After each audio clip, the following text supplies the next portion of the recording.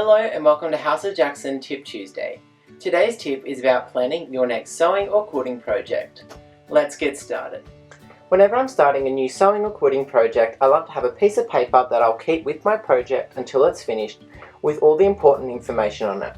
Starting with the date I started, the due date or when I'd like to have it finished by, the project name, what the quilt's for, here I've written for the love of quilting because that's what quilting is, right? The quilt pattern I'm using, the quilt size, the finished quilt measurements, the block measurements, along with the block layout, the total number of blocks required. Now if I'm doing a project that has multiple different blocks, I'll write A, the total number, B, the total number, and so on. The techniques I'm using. Now a good tip to get into the habit of is when starting another project with a different technique, always practice once or twice before starting the project, so that way you feel more comfortable and confident with your sewing project. Then add some notes. In my notes I've also added the thread I'll be using. I'll be using Wonderfil Deco Bob to help reduce my seam bulk.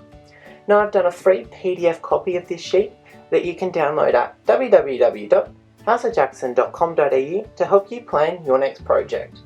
If for some reason there isn't enough space or something's missed on the planning sheet, you can always head over to the back and add extra notes, of course.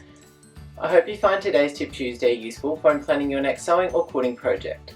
If you'd like to get hold of the free PDF download of the planning sheet, simply head to www.houseofjackson.com.au and it is in the pattern section.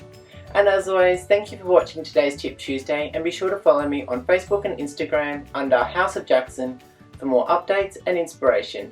And as always, don't forget to stay safe, stay inspired, and stay stitching.